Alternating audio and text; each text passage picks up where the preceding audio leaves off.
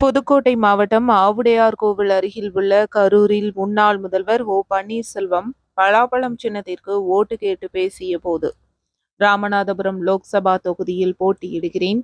ராமநாதபுரம் ஒரு புண்ணிய பூமியாகும். பிரதமர் ஆசி பெற்ற வேட்பாளராக நான் போட்டியிடுகிறேன். சுயேட்சையாக நிற்க வேண்டிய நிலை ஏற்பட்டுள்ளது. எதனால், யாரால் ஏற்படுத்தப்பட்டது என்பது உங்களுக்கு தெரியும். சுயேட்சையாக நிற்கும் போது நமக்கு 3 சின்னம் கொடுப்பார்கள். ஆனால் என்னுடன் சேர்ந்து 6 பன்னீர்செல்வம் போட்டியில் உள்ளார்கள். குழப்பத்தை ஏற்படுத்துவதற்காக. ஆனால் இறைவன் அருளால் எனக்கு பலாப்பழம் சின்னம் கிடைத்தது.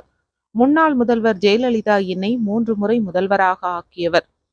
நான் கட்சியில் 12 வருடமாக பொருளாளராக இருந்தேன். அக்காலத்தில் 2 கோடி ரூபாய் அளவிற்கு நிதி பற்றாக்குறையாக இருந்தது. ஆனால் நான் கட்சி நிதி 256 கோடி வைத்துவிட்டு தான் வந்தேன். ராமநாதபுரம் லோக்சபா தொகுதியில் முக்கிய பிரச்சனை குடிநீர் பிரச்சனையாகும். குடிநீர் எடுப்பதற்காக வண்டி ஒன்று தயார் செய்து அதில் குடங்களை வைத்து தள்ளி வருவதை பார்க்கிறேன். நான் எம்பி ஆனவுடன் ராமநாதபுரம் தொகுதியில் குடிநீர் ஆதாரம் எங்கும் அதிகமாக இருக்கிறது என்று கண்டறிந்து அதை ஒருங்கிணைந்து தொகுதி முழுவதும் குடிநீர் வழங்க ஏற்பாடு செய்வேன். சுகாதாரமான சுத்திகரிக்கப்பட்ட குடிநீர் வழங்கவும் முழு முயற்சி எடுத்துக்கொள்வேன் என்றார்.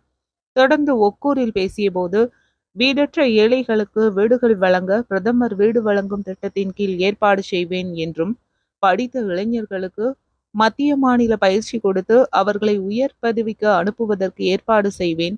அவ்வாறு உயர் பதவிக்கு செல்லும் பொழுது அந்த குடும்பமே நல்ல நிலைமைக்கு வந்துவிடும். ராமநாதபுரம் லோக்சபா தொகுதி பிரதமர் போட்டியிடுவதற்காக கடந்த 2 வருடமாக உரிய கட்டமைப்புடன் உருவாக்கப்பட்ட தொகுதியாகும். பாஜக கடந்த 10 ஆண்டுகளாக நல்லாட்சி செய்து வருகிறது. வளர்ச்சியடைந்த நாடுகளில் இந்தியாவும் ஒரு நாடாக பிரதமர் ஆட்சியில் உள்ளது. 200 நாடுகள் கலந்து கொண்ட கூட்டத்தில் நமது பிரதமர் மோடியை சிறந்த நிர்வாகி என தெரிவித்தார்கள். அதுவே நமக்கு பெருமை என்றார். தொடர்ந்து துரையரசபுரம் பகுதியில் பேசிய போது, லட்சுமிபுரம் பகுதியில் பட்டா இல்லாதவர்களுக்கு பட்டா வழங்க ஏற்பாடு செய்யப்படும். கால்நடை மருத்துவமனை, சுகாதார வளாகம் அமைக்க ஏற்பாடு செய்வேன். நமது பிரதமர் 2 முறை பிரதமராகிவிட்டார். தற்போது 3வது முறை பிரதமராக வருவது உறுதி என்றார்.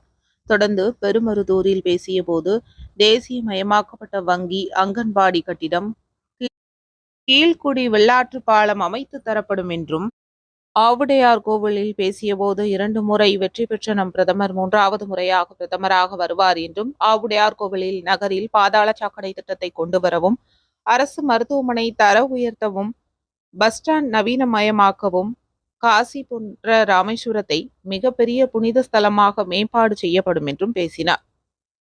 காலையில் திருப்புணவாசலில் பிரச்சாரத்தை தொடங்கிய முன்னாள் முதல்வர் ஓ பன்னீர்செல்வம், தீயத்தூர், கரூர், ஓக்கூர், ஏம்பல், புதுவாக்கோட்டை, வீரமங்கலம், துரையரசபுரம், அம்பலவானைந்தல், பெருமருதூர், பாண்டிபத்திரம், ஆவுடையார்கோவில், அமரடக்கி, பொன்பேட்டி, மீமிசல் ஆகிய ஊர்களில் பிரச்சாரம் செய்தார்.